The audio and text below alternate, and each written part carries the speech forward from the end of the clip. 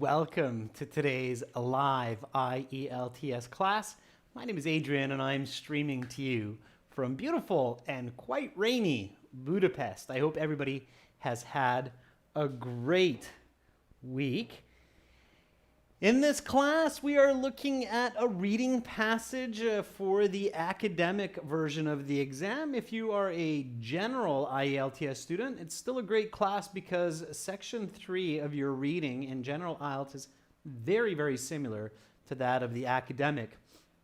Sukvir Kalsi, hello, Hypreet Kaur Brar, Nabluos El Hajam, Carolina, Danielle, good to see many students in the class. While we wait for some more students to join up, this lesson is brought to you by aehelp.com. For the academic version of the exam, visit us there to prepare for your test, increase band scores, save money. You don't have to sit the exam so often. And for the general version of the exam, check us out at gieltshelp.com. That's generalieltshelp.com. On both of those websites, we have loads of materials for you. The academic website looks like this with the blue background. Click that big red button to join the premium package. Get access to 6 original exams, 100 hours of video lessons, and a fully interactive course for your phone, tablet, PC. For the general IELTS, it's the green background. Click that big red button to join there. Same idea. Kasak, the Cambridge books are the same difficulty as the real IELTS exam if you're reading the past papers. Our practice exams are the same difficulty as well. Kasak, the Cambridge exams, past papers are literally past exams that were administered. I think the most recent one is IELTS Past Exams, Book 14. Okay. They have gotten a little bit more difficult over the years, so if you're studying from Cambridge Book 1, it might seem a little bit easier, and I get that. All right. Students, download our app from your app stores, Android, iOS. Search for Academic IELTS Help. Look for our shield. Very, very soon we will have our general version of the app released. Also, if you have a question about the IELTS, like are the Cambridge practice exams easier than the real thing, or our products, how much does it cost, what can you do with it, what about writing and speaking, send me an email, adrian@aehelp.com. All right, everyone, so reading passage. This reading passage is taken from our book 1 from the academic. Let's take a look at it. And this reading passage 3 is the same level of difficulty as what you may encounter in the official exam. In fact, you might even encounter a very similar topic. All right. So we're moving through the reading and we look at the title, of course, first, Explosions in Space, Supernovae. Wow, okay, exciting. And then we have this picture here. So our step number 1, always read the title. Sometimes students just ignore the title. It's really weird. The title helps you understand the passage. It's the most concise summary of the passage, so always read that. Okay, explosions in space, supernovae. When you read this, what do you think about? What comes to mind? What does that mean? Okay.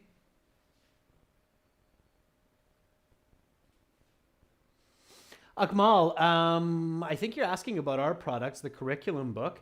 Send me an email. You should definitely start with using the curriculum book and follow the 30 or the 60-day study plan. Okay, Hassan, I think what you meant to write there is stars explode, right, Hassan? Not starts explosion, but stars exploding. I think that's what you're inferring. Sanjay says something about astronomy. Paral says formations of nova.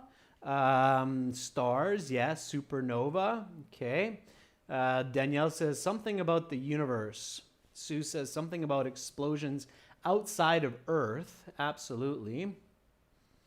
Sugandika says comets exploding. I don't think it's comets exploding. Comets don't often explode. NA says maybe the Big Bang Theory, the origin of the universe. It could be something about that for sure. Okay. Galaxy exploding, Akmal. I don't think so. Galaxy is a collection of millions of stars. Galaxies don't tend to explode. Pavan says maybe formation of dwarfs. Dwarfs are a type of star. Okay, those are all some great ideas. Definitely the picture here, if you look at it, it looks like a really bright star, certainly. High contrast, and you see all these little stars around it as well. So that is a good inference. Inference meaning educated guess. We don't say stars are falling. We say shooting stars. Shooting stars in English. Not falling stars, but shooting stars. Okay. That was for Hikmatillo. Hikmatillo, shooting stars. Something about that. Okay, well, let's look at the questions. See if we get some help there. Okay. So, with the questions, only read questions that have information also contained in the passage. This first set here says, which paragraph contains the following information? So this type of question is called matching information. Okay, that's the name of this type of question. Matching information. So you have to match the statement to the correct paragraph. Okay?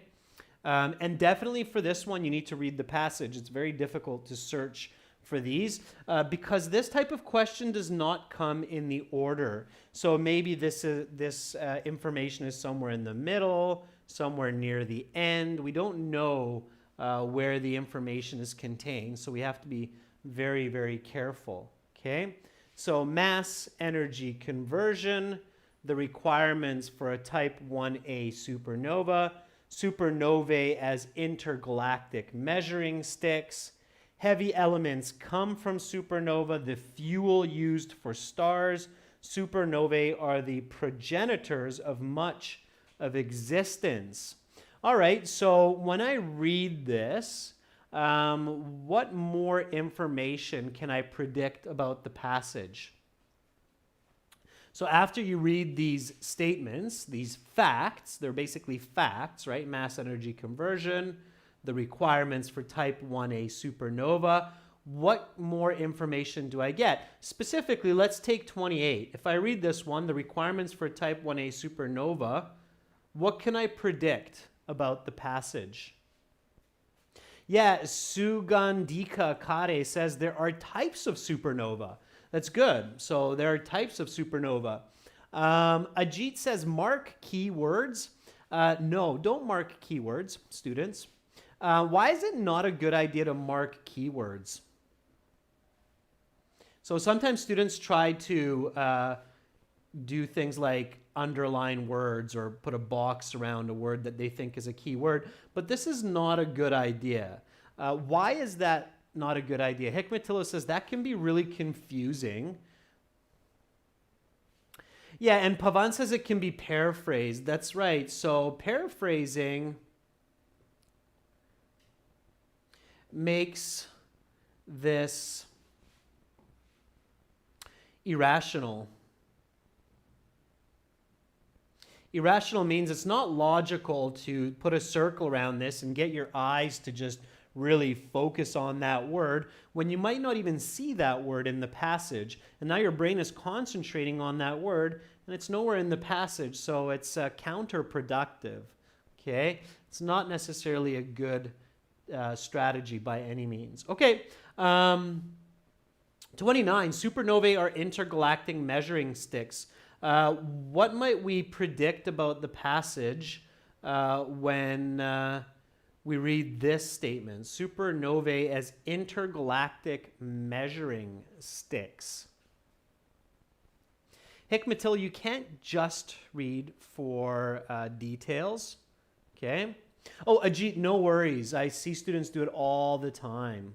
Yeah, I see them doing all the time. It doesn't work for this.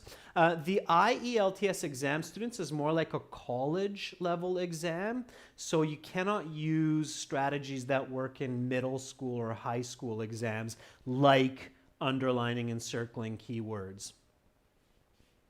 Baral says tools to measure galactic phenomenon. Yeah, so some kind of a tool to measure elements in space. Sure. Okay, so that's the kind of inferencing that we want to apply quickly while we are reading over these answer question statements. Okay. All right. Let's go to questions 33 to 36. It says complete the sentences below. Again, a good question to read before the passage. All of this information is somewhere in the passage. It helps us predict even further. Type 2 supernovae originate from a star which is. Okay, so this strengthens that there are more types of supernovae. The energy producing process in a star converts something into something. Okay, so now I'm reading that there's these words like process, converting, changing. So the passage must include information about the changing of stars, the changing of energy.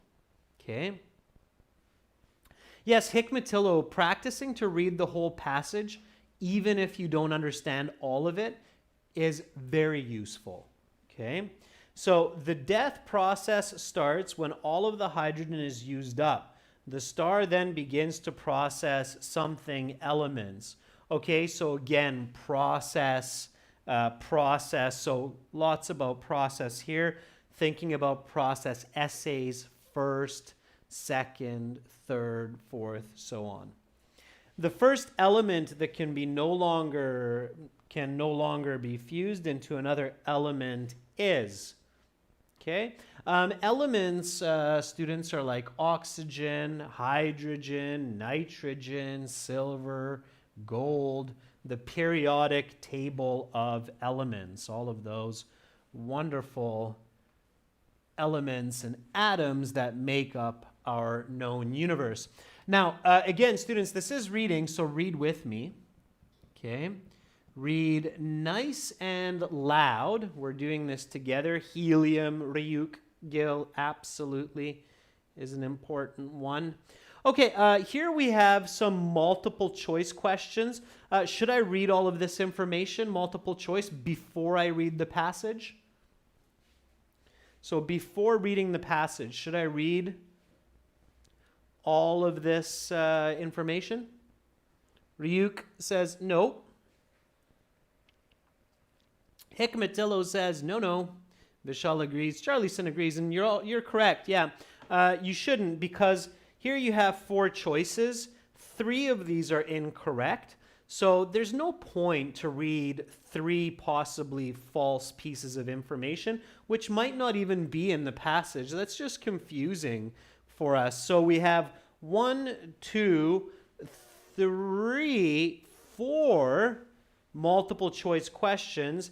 That means that we have 4 times 3 false pieces of information. So we have 12 statements that are incorrect. There is no reason to read 12 false statements twice before you read the passage. If you're worried about time, this is one place to save time.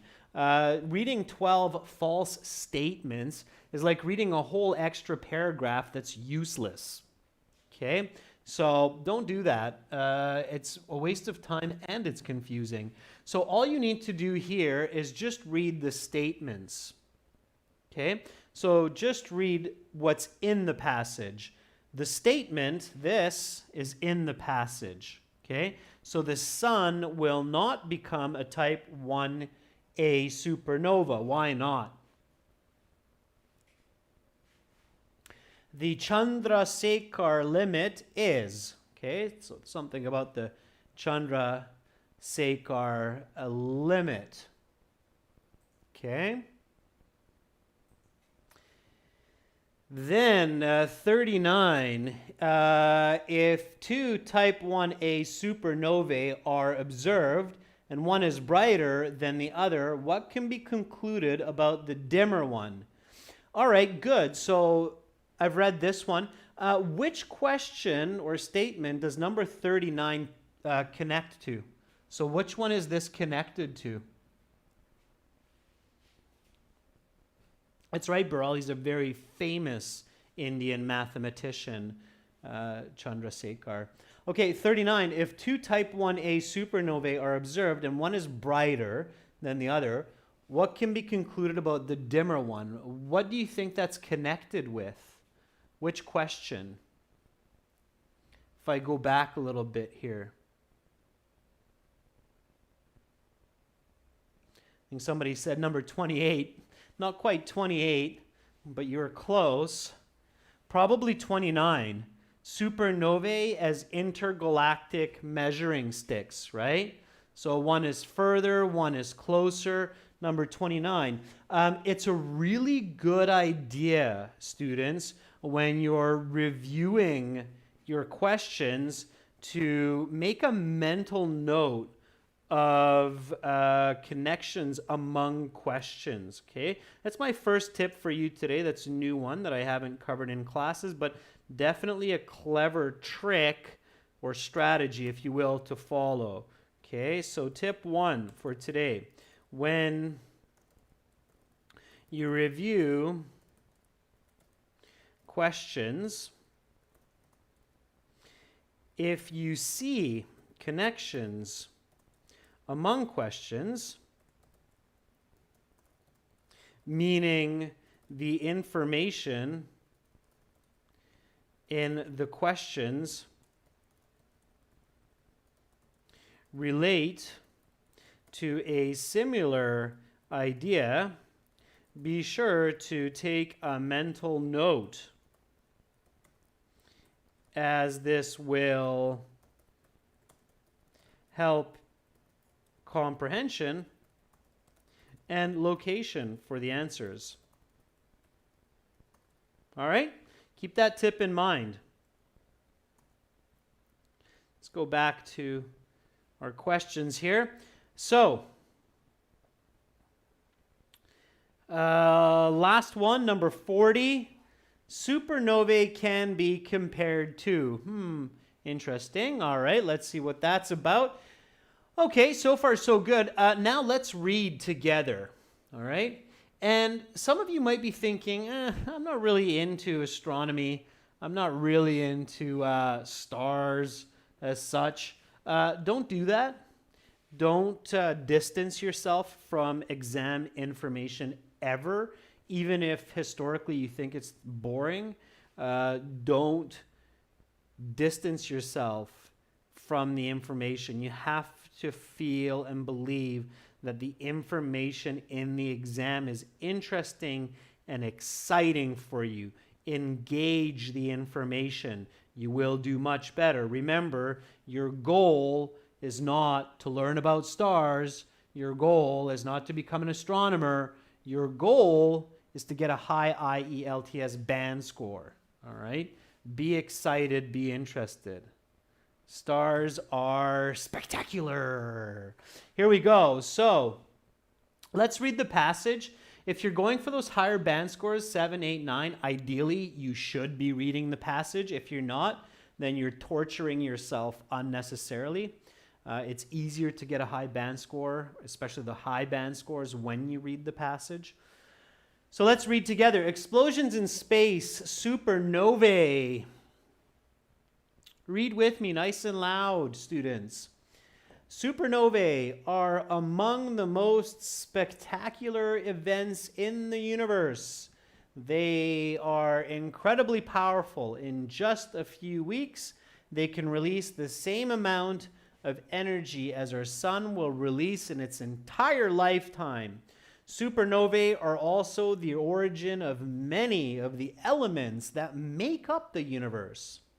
Most of the elements of the periodic table require enormous amounts of energy to produce, and supernovae are the only source of this energy.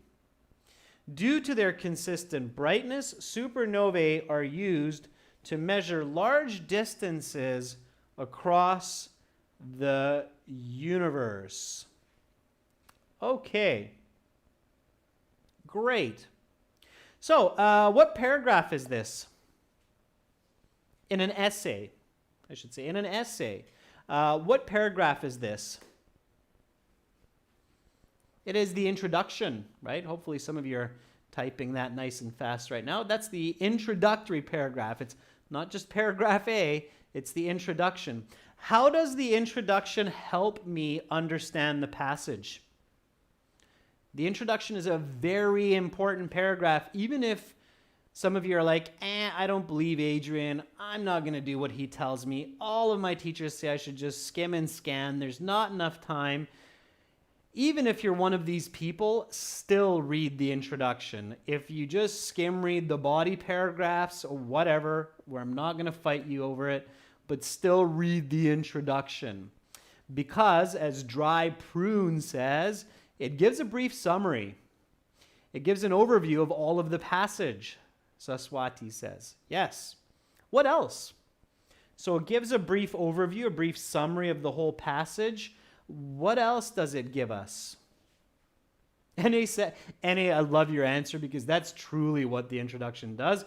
It gives excitement to the reader to read more. What else does it do? So it gives us a nice summary, an overview. And it does one more very important step. The introductory paragraph can often be looked at also as an index. Is everybody clear on what I mean by index? Okay, so this is my tip 2 for today. Okay. Even if you think me crazy and decide to just skim read for answers, which you shouldn't do, you must read the introductory paragraph because A, it gives you a summary of the passage contents, and let's see if anybody got it while I was typing away. It's an index. It tells you the structure.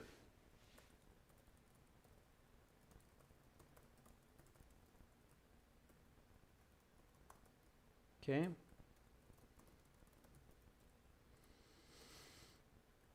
So you can predict what will be first in the passage, what will come after, what will come next. And check this out. I'll show you something kind of cool here. So remember that question,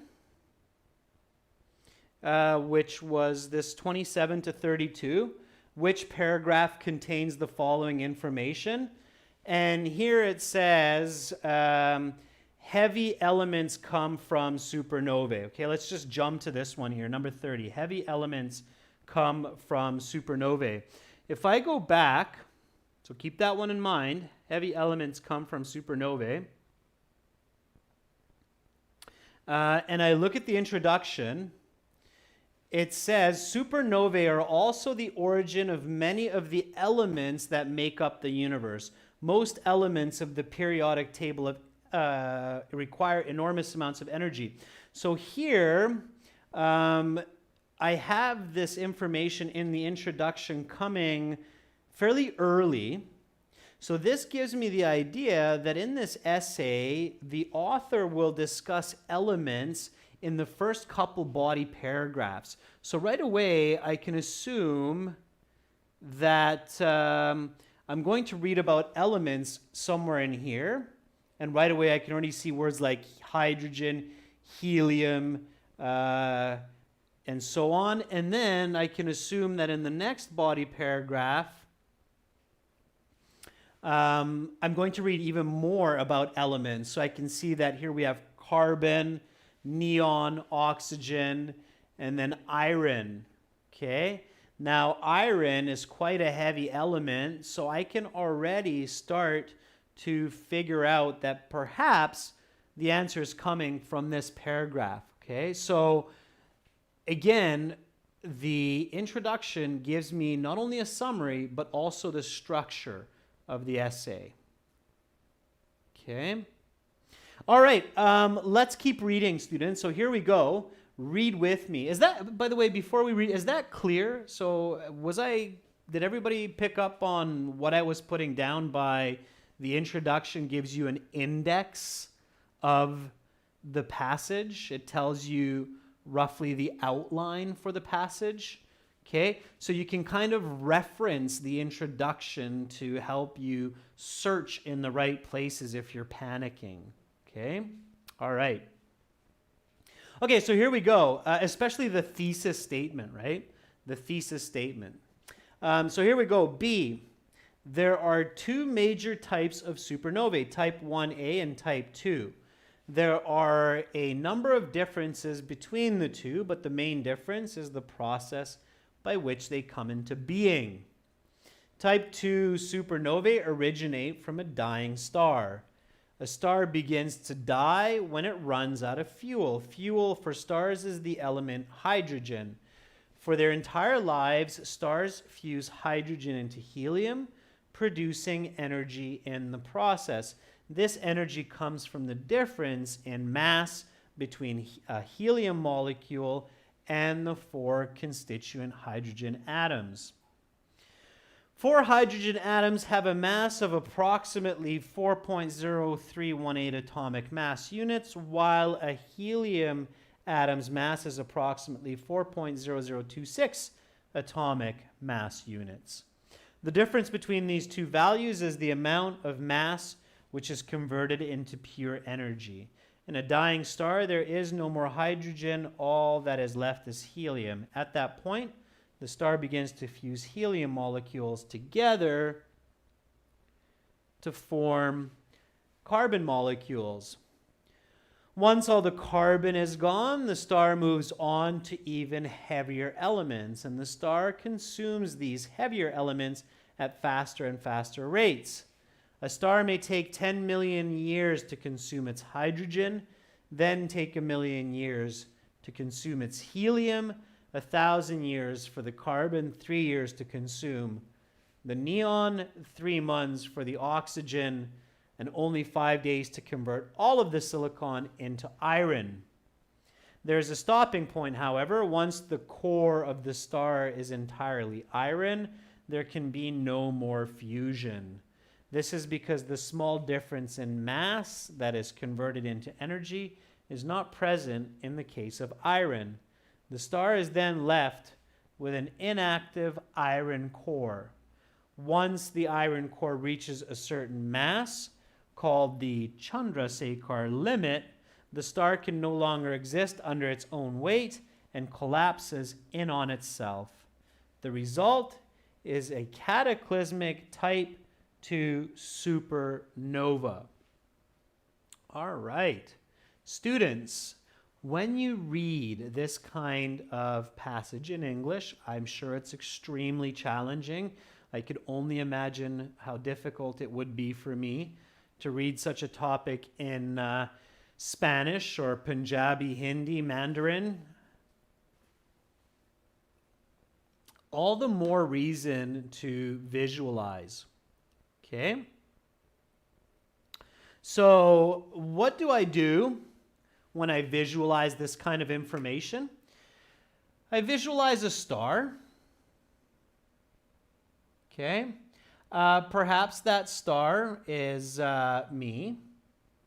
Okay, give myself a nose here. There's my beard and such, my mustache. Okay, my hair. I'm a star. And there are pieces coming out of me, these molecules, okay? Hydrogen, helium, different kinds of atoms, okay, coming out of me. And I'm eating these. I'm munching on these, okay? And in my belly, there's a chunk of iron, okay? And as I keep eating more and more of these, I become smaller and heavier, and eventually, kablooey boom, I explode. And what do you call me? I'm a type 2 supernovae. Hey, there I am, exploding. All right? I make it personal. I make my visualizations involved. I make them about me because it helps my brain to hold and use information. Okay? Quang Nguyen says, hey, you're a Pac-Man. I am a Pac-Man, Quang Nguyen. You're right. I'm a Pac-Man, kind of a star Pac-Man, all right? I'm a star Pac-Man. All right. Visualize. Again, students, when you can, visualize. Visualization is extremely powerful. Remember what I've said before, the entire back portion of your brain, called your occipital lobe, is dedicated to visual processing of information. Okay? So the more you visualize, the better. The better you will do in all parts of IELTS, not just the reading. Okay? So you are the star. All right. Next paragraph, read with me. The other type of supernova is type 1a. Type 1a supernova are formed most commonly in binary star systems where there are two stars. Okay, right away, you should visualize two stars. It's you and your friend. Miss or Mr. Nguyen might say, oh, it's Mr. and Mrs. Pac-Man. No, they're stars, okay? So it's a binary star system, okay? Right away, you should form that visualization. And Harpreet, if you're finding the reading boring, all the more reason to visualize and include yourself. Make it interesting, okay? Make it interesting. All right, let's keep going. For a supernova type 1a to occur, one of the stars has to be a white dwarf. A white dwarf is the remnant of a low-mass star that has come to the end of its stellar life.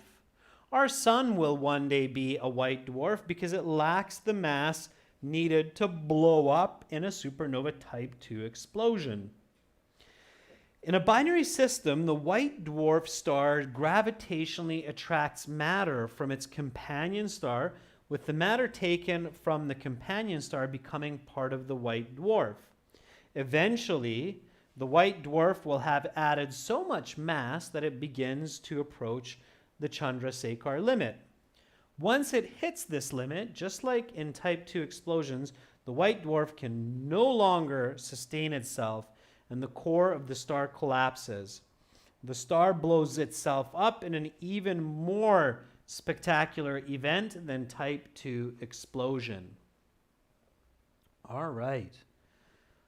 Let's keep going. So, body paragraph 1, type 2 supernovae. Body paragraph 2, type 1a supernovae. Good. D. Type 1a supernovae are extremely bright. If the sun were to be replaced by a type 1a supernova, it would appear 5 billion times brighter. This brightness is also very consistent from one supernova type 1a to another supernova type 1a. This consistency has led astronomers to use supernovae type 1a as what are called standard candles. Standard candles. Again, obviously, here very easily, you should be visualizing the standard candle. Okay? All right. As a measurement, maybe you see some numbers here. Okay? All right, a standard candle is used to determine how far away an object is. For example, if we observe a supernova type 1a in a nearby galaxy, We can tell very accurately how far it is by comparing the apparent brightness of the supernova observed with its absolute brightness. Respectively, if the supernova is very bright, the galaxy is quite close. If the supernova is very dim, the galaxy is very far away. All right, now many students here would get really excited and go, ooh, I got a couple of answers here. I remember number 29 and number 39 were something about measuring sticks and measurements. So I'm going to quickly flip some pages, and bada bing, bada boom, bada bang. Supernovae is intergalactic measuring sticks. Which paragraph is that coming from?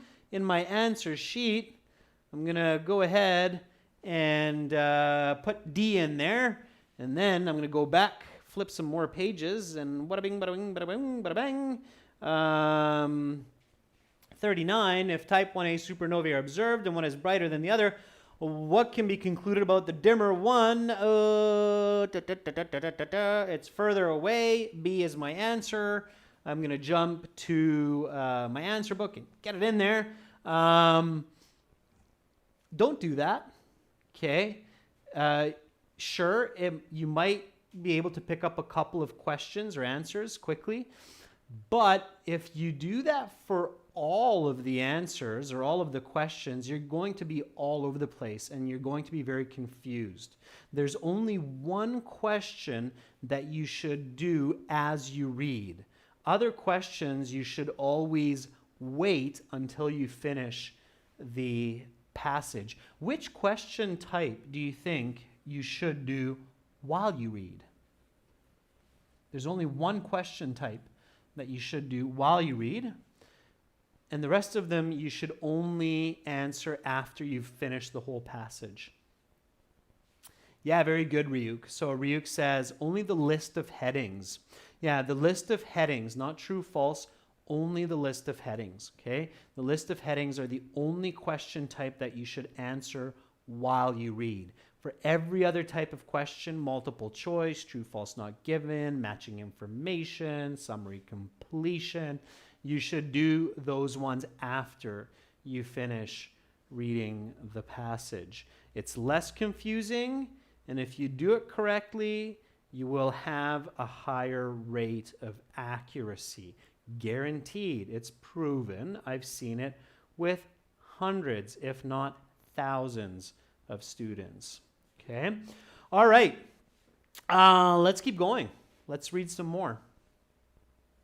E. Supernovae are responsible for every element in the universe that is heavier than iron. Every atom of gold, silver, tin, and lead, as well as 80 other elements in the universe, was born in a supernova. Supernovae are also the origin of most newly born stars in the universe. Our sun, for example, was born from a cloud of dust and gas that was left over from a supernova. The Earth, likewise, was born from a supernova. It is not too imaginative, therefore, to regard the plants, animals, humans on this planet as a development of this supernova. Every atom of our bodies was once scattered in a supernova explosion. Therefore, many scientists believe that supernovae are the crucibles of existence itself. Interesting. All right, so introduction gives us an overview, gives us that index. Body 1, type 2 supernova, that's me, Mr. Pac-Man as a star, eating those molecules. Then type 1a supernova, Mr. or Mrs. Pac-Man, eating each other, boom, bigger explosion. Then you have measuring sticks, the candles, right? And now we have all of the heavy elements, gold, silver, and the origin of life itself, and all that is in the universe. Okay, and Carolina crowns this reading with a star that's got its shooting elements. Very good, Carolina. All right, so let's answer some questions. 27. Mass energy conversion. Which paragraph? A, B, C, D, or E? Which one is that one coming from? 27.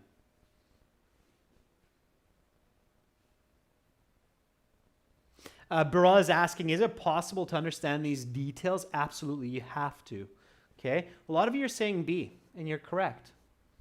Yeah, absolutely. Right? When we're talking about those type 2 supernovae, and it's explaining how energy is converted, that's mass energy conversion. It's very clear.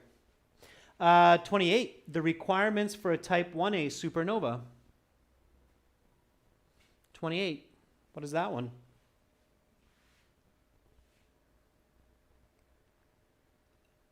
Dry prune, Abi, Sunganika, I'll say C. Carolina, absolutely, right? After the type 2, it was the type 1a. So C. Now again, always pay attention to this. Note, by the way, you may use any letter more than once. Okay. 29, supernovae as intergalactic measuring sticks. That was the one where we got all excited, right?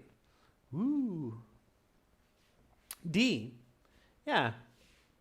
That was coming after paragraph C. So B, C, D, so far so good. Number 30, heavy elements come from supernova.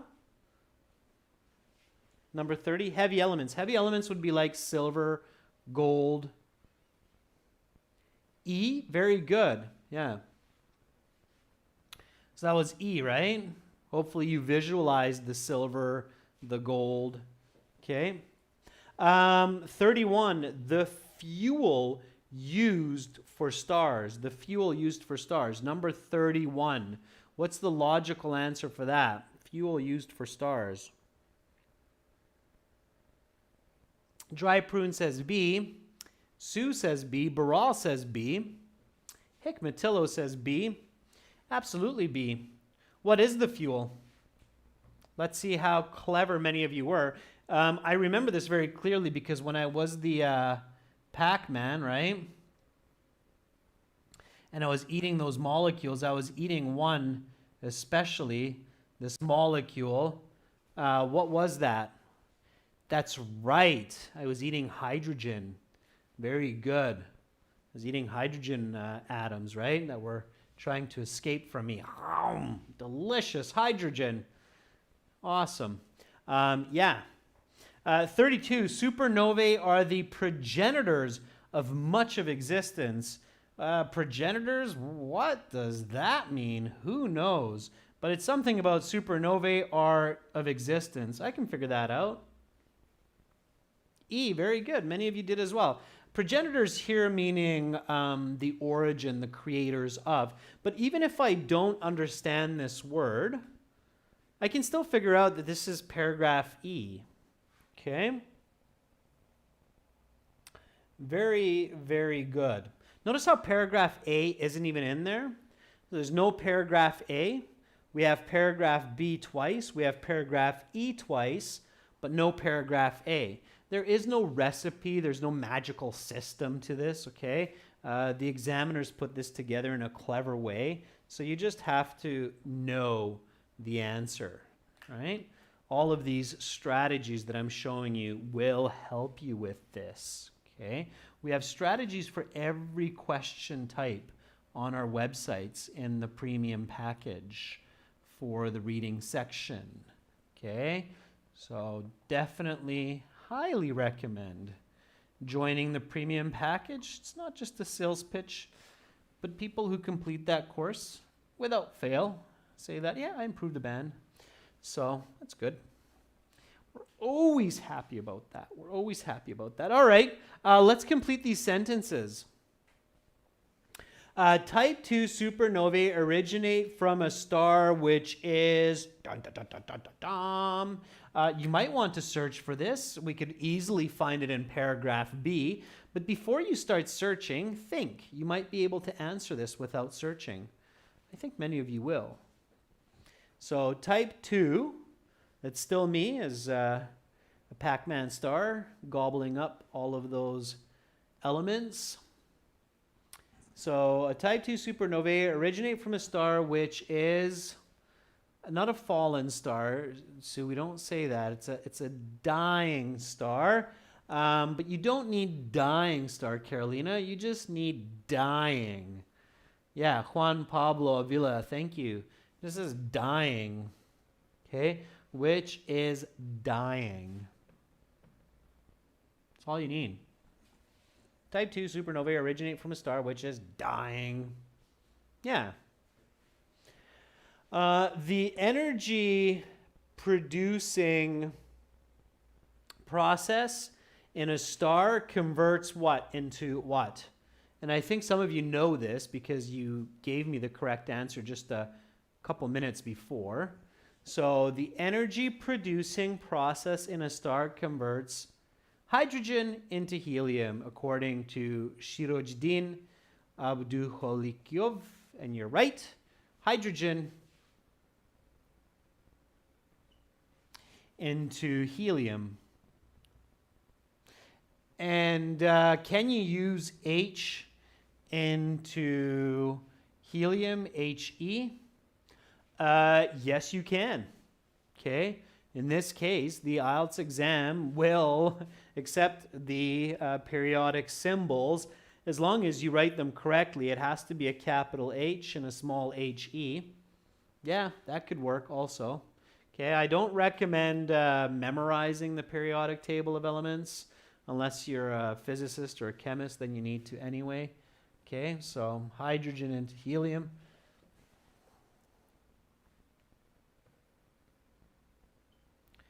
I don't even know why I knew those. I guess those are common ones. Okay, number 35. The death process starts when all of the hydrogen is used up. The star then begins to process something elements. What do you think is the most logical word to put in for 35 without searching? And this is, again, a tip, students. Many of these fill in the blanks, you can figure them out without searching the passage. Yeah, Ryuk, very good. Heavier elements. It's not heavy. Heavy elements, you might get it for heavy elements.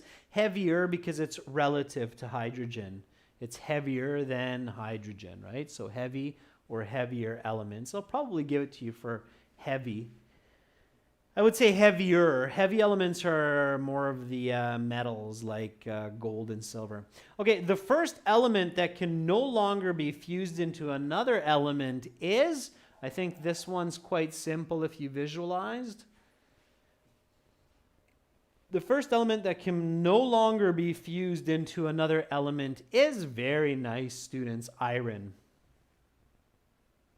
Okay, I definitely remember that because I had this visual cue of me as a star trying to eat an anvil, right? So iron, very good. Lots of you got that one, iron. Iron indeed, quite a nice heavy element, certainly. All right. Now we have these multiple choice questions. You should always try to solve these on your own and then answer. The sun will not become a type 1a supernova. Why not? Why will the sun not become a type 1a supernova?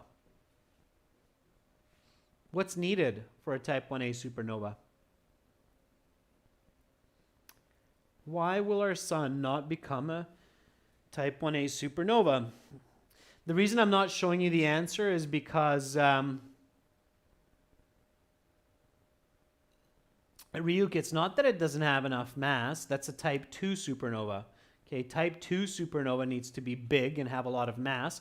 Type 1a supernova, confusing because it's type 1a, needs, as many of you are saying, it needs 2 stars. K. Moria says, it doesn't have a companion star. Yeah, our sun is lonely. It doesn't have a buddy star. Maybe that's why there are 8 billion people on Earth, to keep the sun company.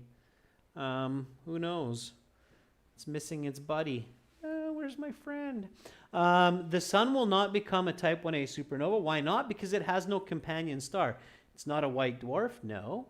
It will never reach the Chandrasekhar limit. It does not have a companion star. That looks pretty good. All right, let's do it. Let's pick C. That matches my answer exactly. The Chandrasekhar limit is, what is it? So the Chandrasekhar limit is, what's the Chandrasekhar limit?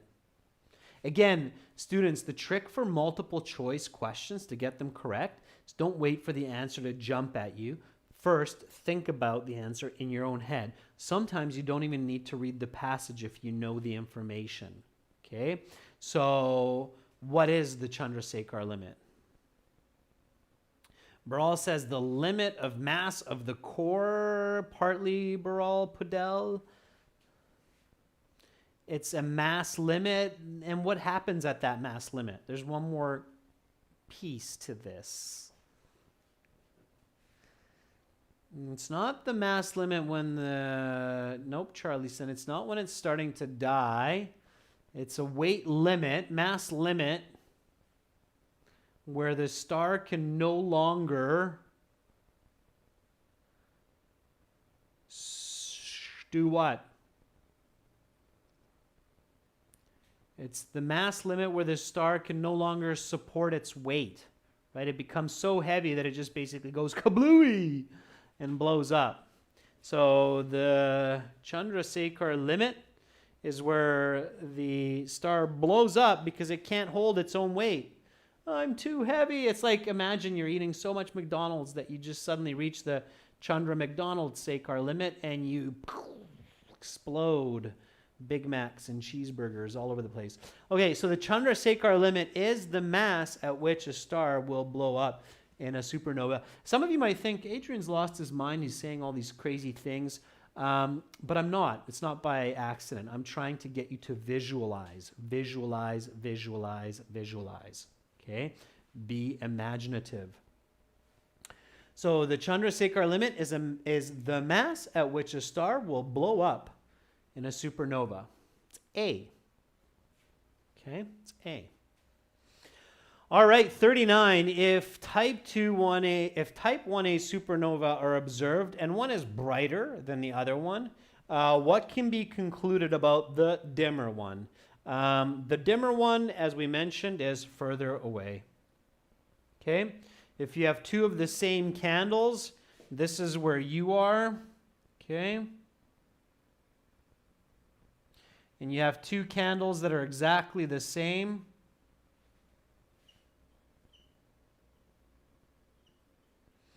This one will be brighter. This one will be dimmer. Why? Because this one is further than this one. Right? Okay. So that was clear. We went over that one. Okay. Last one. Supernovae can be compared to the universe's factory. So this is what's called a multiple choice inference type question. It can be quite challenging. If you're stuck, just take your best guess and move on. A, the universe's factory, the universe's graveyard, the universe's hospital, the universe's recycling center. What do you think for number 40? Supernovae can be compared to. So you have these stars exploding. The exploding stars create other stars, create planets. The correct answer here is D. It's the recycling center, right? So supernovae happen again and again. Okay, again and again. It's D. Very good, D.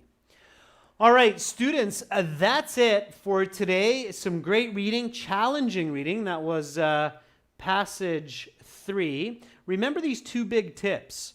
When you review questions, try to see connections among questions. Again, even if you think me crazy, don't just skim read the introduction. That's a big no-no, all right? Make sure to read the introduction carefully. It summarizes the content, gives you an index. Students, for lots of great strategies, HD video lessons, check us out at aehelp.com and gieltshelp.com. On both of those websites, We have loads of materials in our premium package to help you improve your communication, English, and of course your IELTS band scores. This is the general version of the website here with the green background. Click that big red button to join.